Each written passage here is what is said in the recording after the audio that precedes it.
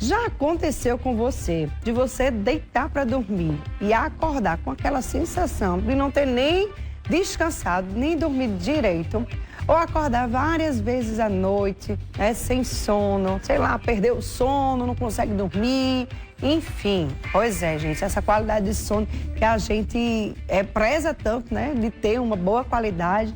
A gente hoje está aqui para saber quais são os distúrbios, né, que podem atrapalhar uma noite tranquila. E o que podemos fazer, né, para que a gente possa ter uma noite melhor, dormir bem, enfim.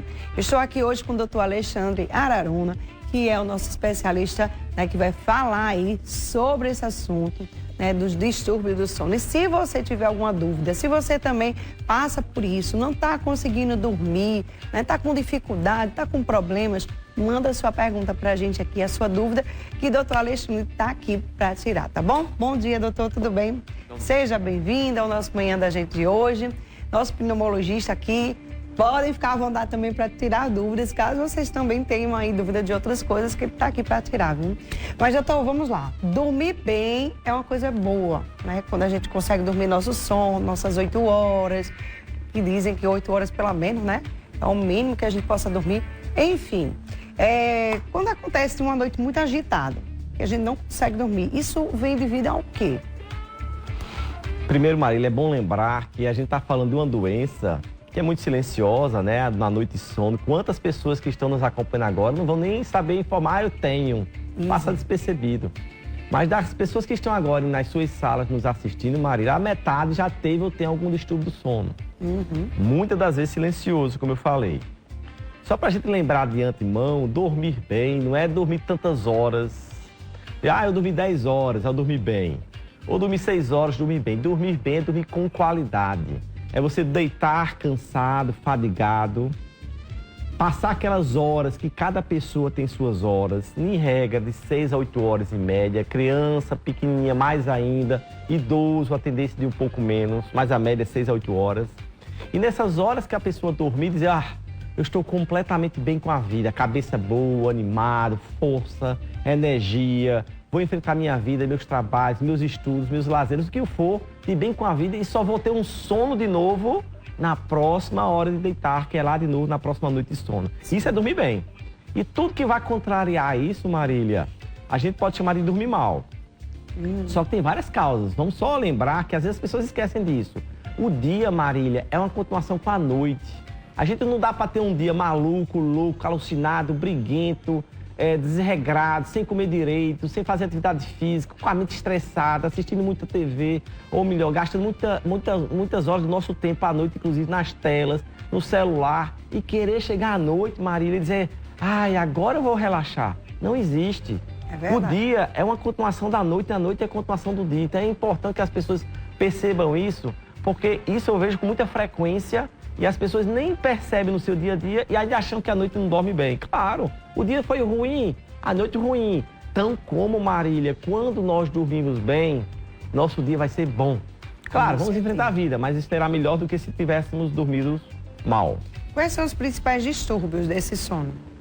Temos vários, né? A gente sabe que a insônia, por exemplo, aquela de eu ter dificuldade, por exemplo, vamos deitar, fico olhando pro teto 1 hora e meia e não pego no sono. É uma insônia. Ou no meio da noite acordo, não consigo mais dormir, ou acordo mais cedo e não adormeço, e no outro dia eu pago o preço, né, de ficar uma noite, um dia incomodado. A insônia é um. Outro muito importante, a apneia do sono. E esse, talvez, algumas pessoas já vão lembrar, que passa às vezes por aquele roncador. Digamos, é uma bandeira de que ali pode, eventualmente, ter uma pessoa portador da apneia do sono, que a garganta fecha, a pessoa não percebe. Talvez um vizinho, o esposo, a esposa que esteja de lado vai lembrar, ei, tu tá roncando muito, para de respirar, a respiração atrapalhada, e no outro dia também paga o custo de uma noite mal dormida. Outro razoavelmente comum, aquele síndrome das pernas inquietas, que eu fico balançando as pernas. Pode ser durante o dia, mas o que mais incomoda naturalmente com frequência, que a gente está jogando no distúrbio do sono, é à noite. A pessoa, meu marido passa a noite me chutando, não é intencional. É uma alteração, digamos, lá na parte neurológica, que faz estimular isso e, de repente, isso também gera uma noite desconfortável e você passa outro dia de novo pagando o preço de uma noite mal dormida. Esses três, via de regra, são os mais frequentes, Mas tem vários outros aí que, a depender de quem fala, de quem tem a queixa, pode também ter valor e ter importância. Tem pessoas que passam a noite acordado e, tipo, trabalhando. Tem muita gente que trabalha à noite e durante o dia dorme, né? O sono tem a mesma qualidade, doutor? Nós somos criados, né, para no dia do sol nós ficarmos ativos. A gente tem algumas regulações neurológicas em que a luz do dia serve para nos pôr de pé em luta, em combate, no dia a dia dos trabalhos da nossa rotina. E nós fomos feitos também, Marília, para compor do sol, igual muitos dos bichos, pelo menos, a nossa noite ser para dormir. Só que a sociedade impõe alguns modelos. E aí, em várias profissões, inclusive aí os profissionais da saúde, eles têm o hábito de alguns destes de passar a noite acordado, num plantão, numa atividade. E vão tentar recuperar o seu sono no outro dia. Claro que não é igual, mas a gente vai tentar traduzir o máximo possível para que essas pessoas que passam a noite acordados, eles tenham uma noite, digamos assim, no outro dia, embora o sol lá em cima. E aí o quarto tem que estar bem apagado, uma luz, um ambiente bem escuro, um ambiente agradável, sem barulho, uma temperatura agradável, para que o corpo da gente busque seu restabelecimento. Mas a gente sabe que há trabalhos que mostram que essas pessoas que usam muito dessa inversão, depois de alguns anos dessa repetição, eles tendem a ter algumas dificuldades a mais, seja orgânicas, doenças, ou a parte, digamos, da cabeça, a parte psíquica e talvez até a parte neurológica. A gente fala muito da questão da necessidade de horas, né? A gente tem que dormir 8 horas, ou se a gente dormir 6 horas, tá bom, ou se a gente dormir 9 horas, 10 horas. Qual é a hora certa, né? Quantidade de horas certa para a gente dormir, doutor? A gente está falando para um público de milhares de pessoas que estão nos acompanhando. Então, com certeza, alguém levantou o dedo, eu preciso de 10 horas. Outro lá na sala levantou, não, eu preciso de 6 horas. Outro faz, eu preciso de 4 horas. Então, nós temos uma média de 6, 8 horas, isso é para o grosso da população. Mas, às vezes, eu tenho minha dúvida, pessoal, e a minha hora, doutor? Como é que isso funciona? Porque eu preciso trabalhar de manhã, estudar à tarde, estudar à noite, preciso dormir lá de meia-noite. Mas no outro dia de 4 horas da manhã eu preciso estar acordado, mas eu fico de bem. É uma pessoa jovem, que aguenta o tranco, mas não quer dizer que ele precisa de 4 horas para dormir, que o seu corpo está pedindo isso. Ele vai para o enfrentamento, é um lutador, quer vencer, quer chegar nas suas metas. Mas eu sugiro, quando é possível, claro, aquelas pessoas que estão de férias, tentar alinhar ao longo do seu dia horários fixos de tomar café, de almoçar, suas coisas particulares, seus biológicos particulares, e tentar dormir, um exemplo, um horário fixo à noite e tentar acordar pela manhã e deixar o seu relógio biológico lhe avisar.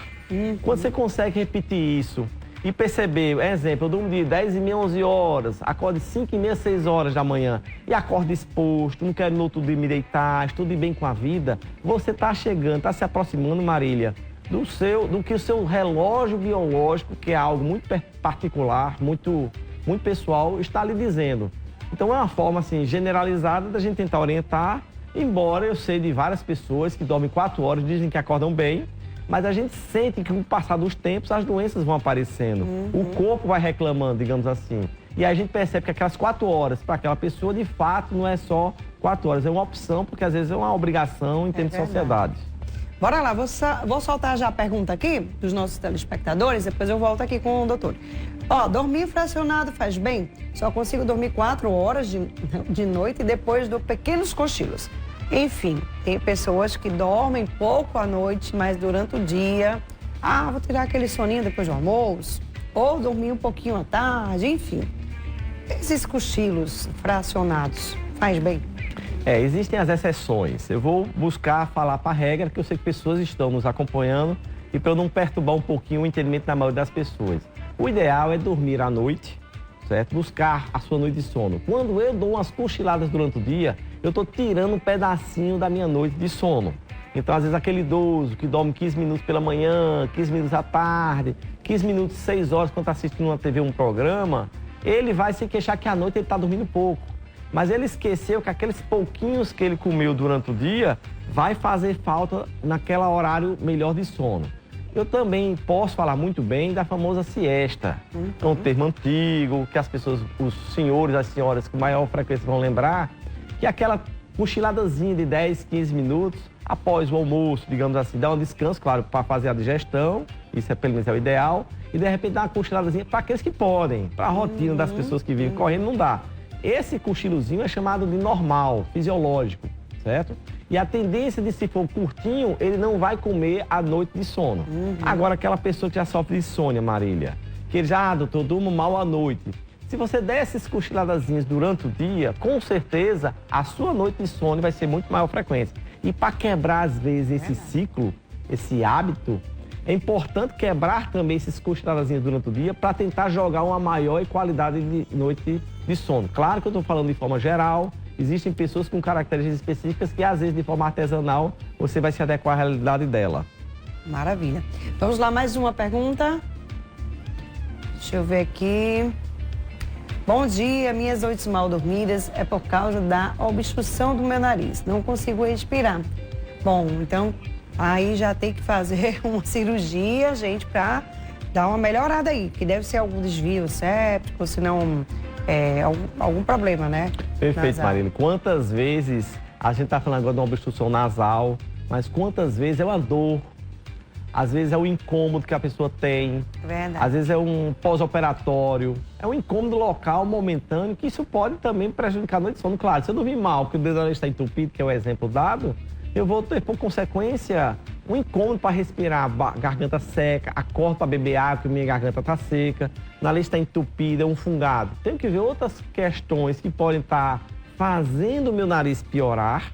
Às vezes é um travesseiro, é um colchão, é um quarto empoeirado, com mofo, umas coisas, nossa, então um bichinho, volta e meia as pessoas estão muito aptas de dormir de lado do bichinho, né? Então esses animais lindos, maravilhosos, gostosos, eu tenho um em casa, mas eles têm um cantinho certo deles dormir, nas horas apropriadas de a gente degustar o nosso sono. É verdade. Eu não sou muito a favor de botar bichinho em cama não, sabe? Tem muita gente que coloca em cima da cama, que dorme com cachorro, um gato, enfim, gente, eu não sou muito a favor, eu acho que animal é animal, gente é gente, né? A gente tem que separar também isso aí.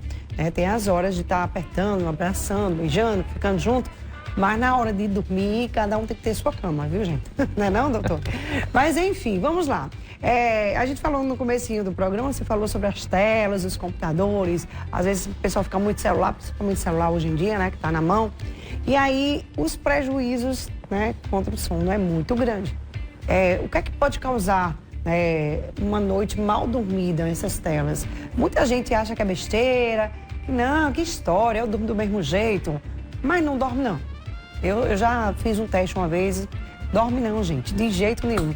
Hoje em dia eu tenho o costume de deixar meia hora antes de dormir, eu já solto o celular, porque senão eu não durmo. Então, assim, eu acho que realmente prejudica bastante. Quais são os prejuízos que a gente possa ter? Vamos só deixar bem certinho isso aí, doutor. Marília, se a gente quiser aprender, voltar a aprender a dormir bem, quem tiver dessa chance ainda, que tem um senhor ou uma senhora de 70, 80, 90 anos dentro de casa, ele vai lhe dar uma aula. É lembrar como era, até recente, eu não vou falar antigamente não, até recente, até 20, 30 anos atrás, 40 anos atrás. Era simplesmente a noite ser um momento de calma. Se eu quiser ir ao inverso, exemplo, eu quero que um profissional passe a noite acordado. Eu dou uma tela do celular para ele. Aquele estímulo, aquela tela, vai mandar, digamos, umas informações, uns estímulos lá para a nossa parte lá do sistema nervoso central do nosso cérebro, e ali vai ficar ligadão. Só que ligadão de uma forma, não sadia, assim, que perturba, digamos, a nossa mente. E isto vai nos fazer ficar acordados de forma frustrante. Porque meu cérebro, na verdade, ele está dizendo, ó, fecha a loja, fecha as portas e vamos nos recuperar.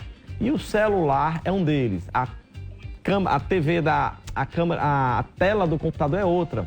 Estes, com muita propriedade, causam estímulo. E quando causa estímulo, Marília, isso é um dano. Eu fico muito feliz que recentemente eu vi os órgãos internacionais já proibindo e mostrando através de trabalhos que o uso das telas, eu não vou falar mais só na noite de sono, mas durante o dia prejudica a concepção, o raciocínio, a cabecinha dos nossos crianças e adolescentes. Que se a gente for parar para comparar como eles têm dificuldade diante de algumas informações e quanto tem facilidade na tela, aquele pouco dá retorno, a gente já percebe que uma noite de sono, traduzindo agora de volta para de noite, Isso é prejudicial para as nossas crianças e adolescentes. Na verdade, para todo mundo. Então, à noite, vai ler. Lê um livro tranquilo. Lê 2 páginas. Ah, não quero ler muito. Lê 2 páginas. É como um nono neném tão gostoso que o cérebro sente como se estivesse balançando para dormir. Evita os problemas difíceis, as dificuldades que já não se resolvem mais naquela noite. Bota conversas agradáveis. Bota uma música tranquila. Vai para um chá tranquilo. Evita aquelas comidas que são estimulantes. E aí, aqueles idosos que a gente começou a falar, eles sabem nos dar essa aula, pelo menos em sua maioria. É verdade. E uma noite tranquila vai acontecer. Você falou agora de ler um livro, né? E me veio na cabeça, tem muita gente que trabalha o dia inteiro e estuda à noite, né? E aí, estudar à noite atrapalha o sono?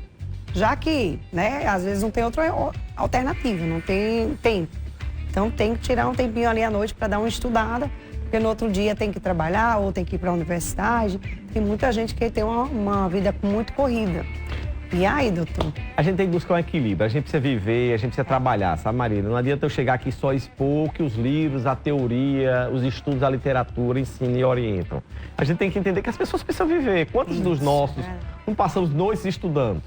Quantos dos nossos não gastaram lá os seus miolos, passaram o dia ralando e à noite precisavam estudar porque tinha uma coisa no outro dia, uma prova, um objetivo, um paciente, uma doença que precisava. Isso faz parte da vida da gente. Exato. Mas quando eu forço algo demais em outra hora, eu tento compensar. Porque se eu só fizer forçar, Marília, esse corpo aqui, ele é limitado. De que adianta também eu ler, estudar demais, ou melhor, me desgastar demais em várias coisas de minha vida, se eu vou ter uma doença daqui a 2, 3, 4 anos e de nada serve isso. Exato. Então é o equilíbrio disto tudo que nos faz, preciso estudar, preciso até ver uma tela, preciso ver um computador, preciso trabalhar, preciso dormir, preciso fazer uma atividade física, preciso comer o mais razoável possível de forma de qualidade nos horários mais adequados possíveis ao meu momento de realidade. E isso vai se espelhar na noite de sono. Se você hoje está dormindo mal, com certeza, no mínimo, alguma coisa mal está acontecendo no seu dia. Eu dormia tão bem. Então, antes de você se queixar da noite do seu sono, olhe para o seu dia. Deixei de tomar café da manhã, não parei de almoçar, só cortar uma refeição já atrapalha na noite de sono. Só não fazer uma atividade física que eu estava acostumado a fazer já atrapalha a minha noite de sono. Só ter pego um emprego novo, que eu estou brigando o dia todo, me dou mal com meu chefe, eu estou brigando com minha esposa, eu não estou sabendo educar e conduzir meus filhos, já atrapalha a minha noite de sono. Então, antes de eu botar o problema no colo da noite de sono, Marília, como a gente falou, é um ato contínuo uma coisa com a outra. Isso é verdade. Eu tenho que olhar para o meu dia. E aí, quando eu olho para o meu dia, Marília, eu vou saber consertar. Talvez não pleno, mas pelo menos é o início de um conserto para que eu entenda se existe mais alguma coisa de forma isolada na minha noite de sono, que aí sim, eu preciso me conduzir e procurar um profissional específico para esse tratamento. A questão da alimentação também é muito importante, né, doutor? Eu acho que tem alguns alimentos que atrapalham realmente o sono. Não sei quais são, mas não sei, assim, sei alguns, né? Eu sei que o pessoal fala muito assim, não toma café à noite, não come coisa doce. O doce também, não sei porquê, mas enfim, né? Alguns falam que não é bom comer alguns alimentos à noite, por conta do sono, né? Alimentos muito pesados, enfim. A gente sabe que a alimentação também é importante demais. Agora, tem uma coisa que eu passo às vezes, por exemplo, se eu estiver muito cansada, mas muito cansada, eu não consigo dormir. Tem isso, né, também. Tem gente que fica tão cansado que não consegue ter um sono bom. Por que isso acontece? Vamos lembrar, Marília, que frequentemente a gente faz, eu tô morto, mas eu não saio de uma cadeira. Passei lá trabalhando, ligando, resolvendo um monte de problema. Me levantei um pouquinho para aqui e acolá, mas não saí praticamente do ambiente fechado. Mas chego em casa morto. Você tá morto, é aqui. O físico está descansado. Então, não raras vezes a gente tem o poder de confundir. E aí, quando eu confundo isso, eu chego em casa morto, eu vou dormir hoje. Mas esqueci, meu corpo está descansado. Meu corpo, o físico precisa ser desgastado. E aí, quando a gente fala alguma atividade, e tantas vezes essa é uma tese tão forte, que tantas vezes você está morto de cansado, você vai andar numa praça, vai correr, vai fazer uma atividade física numa academia, como queira, aí depois você faz, agora, embora eu fiz uma atividade física, agora eu estou descansado. Ou seja, você regulou, desestressou, digamos assim, a rotina, né, dura de muitos dos nossos, mas sentiu que não era o corpo, era um casamento, precisa o corpo cansar para que a mente descanse por sua vez. E aí uma noite de sono vai ser melhor. porque eu já passei muito por isso, assim, quando eu tô com o meu corpo também muito cansado, fiz alguma atividade muita coisa, assim, no dia a dia, o corpo e a mente, né? Parece que você tem um bloqueio de noite. Você liga, tô tão cansado que hoje eu vou dormir. E não consegue. É um caso sério isso, viu? Vamos lá, deixa eu colocar já a pergunta aqui, mais uma. Bora ver. Me chamo Leonardo. Quem trabalha à noite adoece mais, envelhece mais? Tarde. E aí, doutor? Leonardo, essa é uma pergunta que eu poderia facilmente dizer sim, né? Mas a gente sabe que existem contextos, existem condições, existem pessoas que sabem e podem compensar isso de forma melhor do que outras. Imagina quem dorme, às vezes não dorme à noite, mas consegue ter um contexto de um dia mais tranquilo, capacita-se a dormir de forma recuperante. Então termina vivendo melhor do que aquele outro que não dorme à noite e passa o dia meio atribulado tentando compensar e não compensa. Esse segundo fica mais fácil encaixar na sua pergunta. Maravilha. Criança tem que ter horário para dormir, né, doutor? Mais ou menos que horas as crianças têm que já estar na cama? Para ter um sono bem tranquilo, bem bom, né? Porque tem muita criança que fica agitada à noite, não dorme direito, sonha, grita, fala, se levanta, tem gente Por que existe sonambulismo, hein, doutor? O senhor sabe dizer? Tem gente que é sonâmbula, anda. Eu já fui quando eu era criança, eu andava, eu já fiz umas coisas assim. Hoje em dia eu vejo, meu menino já fica sentado, às vezes fala sozinho. Agora não, mas quando ele era menorzinho, ele sentava, ficava não sei o que. Que foi, mano, que você não tá falando? Tem muita gente que fica assim, por que isso acontece, doutor? Quando a gente fala do contexto infantil, Marília, é o mundo, né? Por exemplo, você agora mencionou o sonambulismo, que eu sei que causou curiosidade aos seus espectadores. O sonambulismo, no jargão médico, é classificado como uma parassonia. Sim. Alguma coisa que acontece ali no contexto do sono, né? É muito mais frequente em crianças, poucos evoluem para a faixa etária maior, adulto, tal, mais idoso, pelo menos com a definição de sonambulismo. E ele em si é algo passageiro numa parcela das crianças. Quantas vezes o pai ou a mãe acorda e a criança está no sofá, olhando, ele não foi para a cama? E por que ele acordou no sofá? Aí passa por você olha para ele, meu filho, ele nada lhe responde, vai fazer uma coisa inocente e volta para outro canto, ou para a cama dos pais. Isso. Então, esse sonambulismo, num contexto geral, ele é inocente, certo? Desde que a gente não associe com outras doenças que também possam causar. Mas, no geral, para o telespectador, em forma geral, ele é inocente. E é claro, nossas crianças são bombardeadas, tão como os adultos estão sendo bombardeados. E, pasme, também o idoso está sendo bombardeado.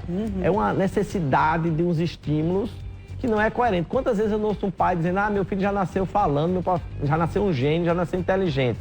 E são provocações, porque as crianças nascem iguais há milênios. O que acontece de diferente é o que aquela criança é estimulada, em que momento da vida a gente está vivendo atualmente, pelo menos agora nesse contexto. Então as crianças, os pais já nascem botando celular, já nascem botando uma tela e termina estimulando. Tem a parte boa também. Mas tanta provocação e de forma não natural começa a criar crianças hiperestimuladas. Né? Crianças com a cabeça que aparentemente são grandes gênios, pequenininhos, mas que isso vai ali, assim, correndo diferente do que a nossa cabeça, o nosso neurológico, digamos, foi concebido, criado. Então, automaticamente, às vezes você vê criança muito acelerada, não para dentro de um salão. É verdade. E como não para durante o dia, à noite também não para. Né? E tantas vezes uma criança passa da hora de dormir e o pai acha interessante porque está com amigos, está saindo, está numa festa. E essa criança, em vez de voltar a dormir, ele fica agora acelerado, que é um efeito rebote, uma outra forma da criança sinalizar ao papai e à mamãe e que aquela horinha do sono dele já passou, agora ele só vai pagar o preço de sabe o que durante a noite. E isso machucando a cabecinha, o cérebro dela, o neurológico. Então, não posso dizer qual é a hora certa de cada criança, mas por princípio, Marília, uma criança, nos moldes atuais, antes das 9, 8, por ali, deveria já estar se deitando, começando pelo menos a desacelerar, para dormir, entendendo que a criança vai para um colégio pela manhã, entendendo que a criança tem que estar acordada entre 6, 6 e pouco da manhã. Então, você dá pelo menos 9 horas de sono regular a ela, para que ela desenvolva de forma saudável. Isso. E acorde naturalmente, né? Sem moído, porque menino para acordar de manhã É um caso sério, viu? Se botar para dormir tarde, então dá problema. Doutor, quero agradecer aqui sua participação. Obrigada mais uma vez por estar aqui, tirando as dúvidas dos nossos telespectadores. E volto mais vezes, viu? Obrigada mesmo. Prazer, Marília. Tá aí, vamos a um pequeno intervalo. Daqui a pouquinho o Vinícius Mendes vai estar aqui junto comigo para cantar um pouquinho, para a gente contar um pouquinho sobre como vai ser aí o sábado, tá, gente? Volto já.